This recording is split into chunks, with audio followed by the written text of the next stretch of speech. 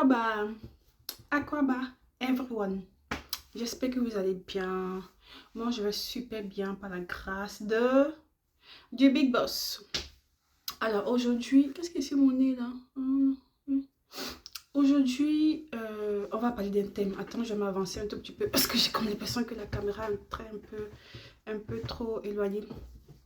Aujourd'hui, on va parler d'un thème. On va parler de la jalousie. La jalousie. Alors, pour savoir, d'abord, pour pouvoir développer ce thème, la jalousie, c'est un sentiment mal placé. C'est un sentiment, faut se dire que j'ai pas cherché de définition exacte terre à terre. Voilà, ce sont des définitions basiques, voilà, que j'ai pris et tout, pour pouvoir mieux vous situer. La jalousie, c'est le fait de se sentir inférieur par rapport à quelqu'un. Voilà, c'est le fait c'est un sentiment mal placé, un sentiment déplacé. Voilà, c'est une sorte de négativité, on va dire. Voilà. Et il y a certaines personnes qui utilisent la jalousie comme un bienfait. Voilà. Après, ça dépend aussi des contextes. Ça dépend aussi des contextes. Parce que moi, je perçois pas de la jalousie comme un bienfait. La jalousie, c'est un sentiment négatif, c'est un sentiment, voilà, que tout être ne doit pas, comme on appelle, s'en approprier, tout être ne doit pas, comme on appelle, tout être doit s'en défaire, pardon. Alors, pour savoir mieux le contexte, on va essayer de lire le livre de Jacques. Voilà, je vais aller plus vite. Le livre de Jacques, chapitre 3 verset 16, qui nous dit: car là où il y a un zèle amer et un esprit de dispute, il y a du désordre et toutes sortes de mauvaises actions. Car là où il y a un zèle amer et un esprit de dispute, il y a du désordre et toutes sortes de mauvaises actions.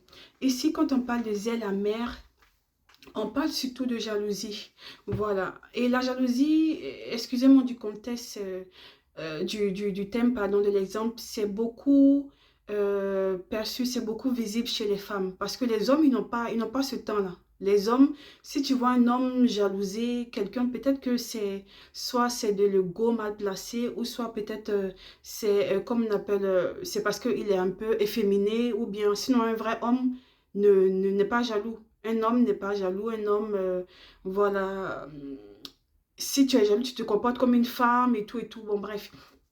Voilà, la jalousie c'est quelque chose qui est beaucoup fréquent chez les femmes. Voilà, parce que la plupart des femmes disent oui, force et sororité, force et sororité.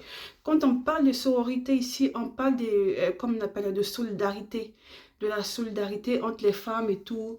Voilà, est-ce que vous avez déjà vu une femme apprécier une autre? On apprécie une autre? Jamais. Est-ce que vous avez déjà vu une femme, comme on appelle, complimenter une autre? Jamais. Est-ce que vous avez déjà vu une femme apprécier sa camarade comme elle s'apprécie elle-même? Jamais. C'est toujours des sentiments de comparaison, de rivalité. Oui, je suis plus belle qu'elle. Oui, je m'exprime mieux qu'elle. Oui, j'ai plus d'argent qu'elle. Oui, j'ai de belles formes, j'ai de jolis seins, j'ai une belle forme qu'elle, ainsi de suite.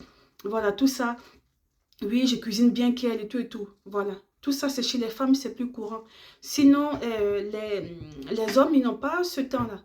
Voilà. Et les femmes, elles n'ont pas, comme on appelle, elles n'ont pas ce désir-là. Elles n'ont pas parce que je ne sais pas si ça vient aussi des gènes, ça vient aussi des ADN. Voilà. Parce que quelqu'un qui est normal, quelqu'un qui a une conscience, qui a une matière grise, il peut dire à quelqu'un, ah, bon, ça là, voilà, c'est bon, ou bien ça là, voilà, il faut être expressif. Voilà, il ne faut pas garder, parce que plus tu gardes ça en toi, plus c'est là que la jalousie naît. Voilà, c'est là que la jalousie naît. Tu peux dire, oui, ma copine, c'est ça que tu as acheté là, c'est joli, ou bien tes chaussures là, oui, c'est joli et tout. Mais tu te caches et tu vas acheter telle chose. Tu te caches et tu vas faire cette chose. C'est un sentiment de jalousie. C'est un sentiment de jalousie. Et Dieu n'aime pas ça. Et dans le livre de Proverbes aussi, on nous dit ça. La jalousie, c'est une carie. C'est la carie des eaux.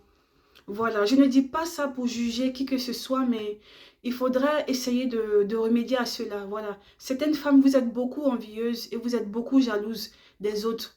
Voilà, vous êtes beaucoup jaloux de vos amies femmes. Voilà, parce qu'une personne a ça, telle personne est jolie, ça vous fait mal. Telle personne s'habille bien, ça vous fait mal. Telle personne a une belle forme, ça vous fait mal. Telle personne sait cuisiner, ça vous fait mal. Telle personne a un diplôme, ça vous fait mal. Telle personne sait s'exprimer, ça vous fait mal. Telle personne a telle chose, ça vous fait mal. Vous voulez toujours être au-dessus des autres. Et ça, c'est pas bon. Voilà, ça, c'est pas bon. Il faut enlever comment on appelle, ce sentiment-là dans votre cœur. Et si tu as ce sentiment dans ton cœur, j'aimerais prier pour toi. Voilà, que Dieu t'aide. Que Dieu t'aide à ne pas être envieuse. Que Dieu t'aide à ne pas être jaloux de ton prochain. Voilà, parce que plus tu nourris ces désirs-là, ce sentiment-là, tu vas passer toute ta vie à être derrière. Voilà, toute ta vie à copier. Voilà, que copier, à être derrière. Et ça, c'est pas bon. Et Dieu, il n'aime pas ça. Il n'aime pas les gens qui sont jaloux. Il n'aime pas les gens qui sont méchants. Il n'aime pas les gens qui sont envieux.